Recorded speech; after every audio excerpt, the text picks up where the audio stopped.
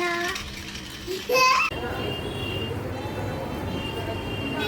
বাবা happy birthday.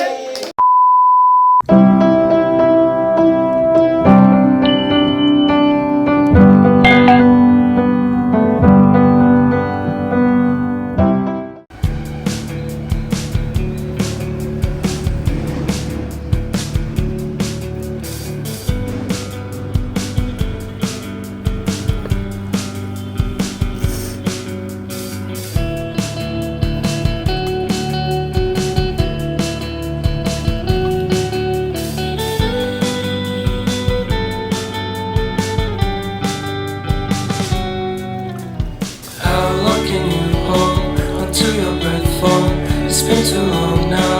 I think that I want a second guess you, a second guess me, a second guess them. Don't second guess me. Live in the moment, 'cause we are so free. And in this moment, life is like a dream. Live in the moment, 'cause we are so free. And in this moment.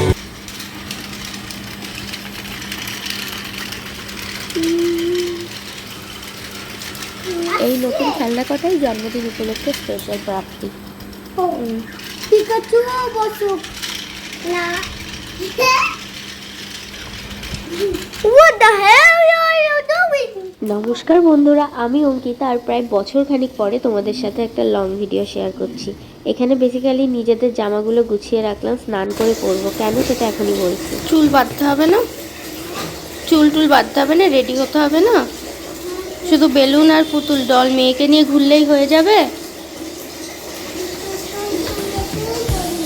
একদম সকাল সকাল স্নান করে বসে পড়েছি পায়েস রান্না করতে। আর বাঙালি বাড়ির এরকম সকালবেলা স্নান করে পায়েস রান্না মানে তো বুঝে নিতেই হবে নিশ্চয়ই কারোর জন্মদিন। একদমই তাই, আজকে ছিল আদিত্যার জন্মদিন। আর তাই ভাবলাম মন্দিরে যাওয়ার আগে সকালবেলা কয়েকটা রান্না সেরে তবেই বাড়ি থেকে বেরোবো। আর এই যে আমি তখন থেকে বলছি সকালবেলা এই সেই, আমার কিন্তু রান্না বসাতে বসাতে প্রায় 9টা বেজেই গিয়েছিল। তো তোমরা আমাকে বলো তো, তোমাদের কাছে 9টা মানে সকাল 9টা না বেলা 9টা? একদিকে তো পায়েস হচ্ছে, অন্যদিকে আমি বসিয়ে দিয়েছি ফ্রাইড রাইস। এমনিতে তো আদি মাংসটাই বেশি প্রেফার করে, তার সাথে ভাত বা রুটি। কিন্তু যেহেতু বার্থডে আর তাছাড়া সেলিব্রেশন মানে একটু ভালো খাওয়া দাওয়া, সেই কারণে বাড়িতে ফ্রাইড রাইসটা করছি আর বাকি সবার জন্য। আমি কীভাবে ফ্রাইড রাইসটা করি এখানে স্টেপ বাই স্টেপ তোমাদের সাথে প্রসেসটা শেয়ার করে দিলাম। ওই কাইন্ড অফ মিষ্টি পোলাও এই ধরনের অনেকটা খেতে হয়, ফ্রাইড রাইসটা একটু মিষ্টি মিষ্টিই হয় খেতে, আর বেশ ভালোই লাগে খেতে। তবে এটাকে ঠিক চাইনিজ বলা যায় না, কারণ ওর সাথে যদি চিলি চিকেন খেতে দেওয়া হয় তো জাস্ট অখণ্ড লাগবে। এটা ওই চিকেন কষা, মাটন কষা এগুলোর সাথেই ভালো লাগে। আমাদের বাঙালির বিয়ে বাড়ির ফ্রাইড রাইসের টেস্টটা এখানে পাবে।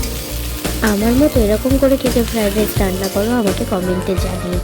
আর যদি কারোর প্রসেসিংটা ভালো লেগে থাকে মানে রেসিপিটা, তাহলে অবশ্যই বাড়িতে ট্রাই করো আর খেতে কেমন হয়েছে আমাকে কমেন্ট করো। কথা বলতে বলতে ফ্রাইড রাইসটা পুরো রান্না শেষ হয়ে গেল, আর অন্যদিকে পায়েসটাও হয়েই এসেছে। তাই এখানে কাজু, কিশমিশ, কেশর সব একসাথে মিশিয়ে দিলাম পরপর। পায়েসটা এর থেকে বেশি ঘন করব না, কারণ ঠান্ডা হতে হতে প্রায় এটে আসবে। আদির জন্য একটা আলাদা বাড়িতে ওটা তুলে রাখবো। আর একদম জমে গিয়ে ওই শক্ত পায়েসটা ঠিক খেতে আমাদের ভালো লাগে। পায়েসে কেশর দিতে গিয়ে হঠাৎ করে কি মনে হলো যে ফ্রাইড রাইসেও অল্প করে একটু ছিটিয়ে দিই। এটা কিন্তু আজকে ফার্স্ট টাইম ট্রাই করছি। এখনকার মতো আমার ডিপার্টমেন্ট শেষ হলো, যদিও এখনও মাংস রয়েছে বাকি। মন্দিরে যাব তাই আর ওই সবে হাত দিলাম না, বাড়ি এসে দেখছি। আর ভাত, ডাল, 5 রকমের ভাজা, শাকসবজি এগুলো সব নিচে শাশুড়ি মাই রান্না করবে। বেশ অনেকটাই লেট করে ফেলেছি, 11:30 বাজছে, 12টার ওদিকে মন্দিরও বন্ধ হয়ে যাবে। তো এখন যাচ্ছি আদির বাবা আর আমি একটু পুজো দিয়ে আসি আদির নাম করে। আজ পুজো দিতে এসেছিলাম আনন্দময়ীতলা কালীবাড়িতে। প্রথমেই নিয়ে নেব মিষ্টির দোকান থেকে একটু মিষ্টি মায়ের নাম করে, আর তারপরে অল্প ফুল, ধূপকাঠি সব গুছিয়ে নিয়ে চলে যাব মন্দিরে।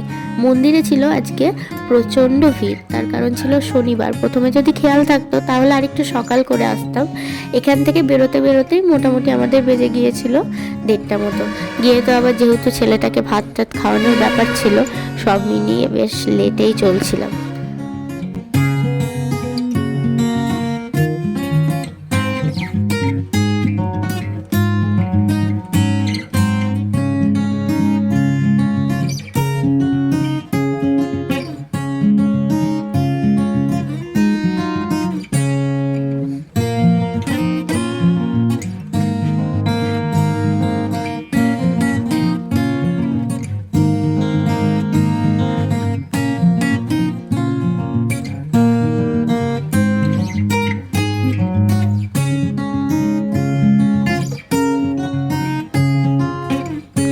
দিয়ে ওখানে সকলকে মিষ্টি খাইয়ে বেরোচ্ছি, তখন দেখছি যে একজন বয়স্ক লোক একগুচ্ছ গোলাপ বিক্রি করছে। ওনার কাছ থেকে নিয়ে নিলাম ছেলের নাম করে ফুলগুলো।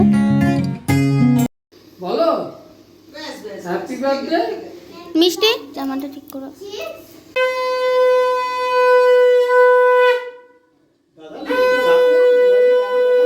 মোবাইলটা রাখ, আদি বন্ধ করে দে, পাশে রাখ। মোবাইলটা বন্ধ করে পাশে রাখ।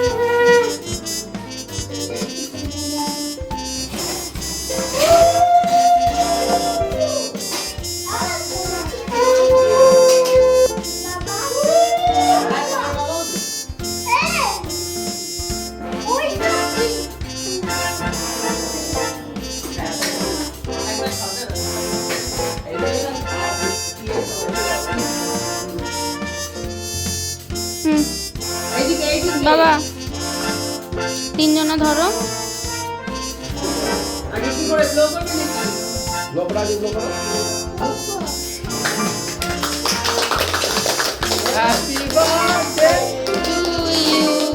Happy birthday to you.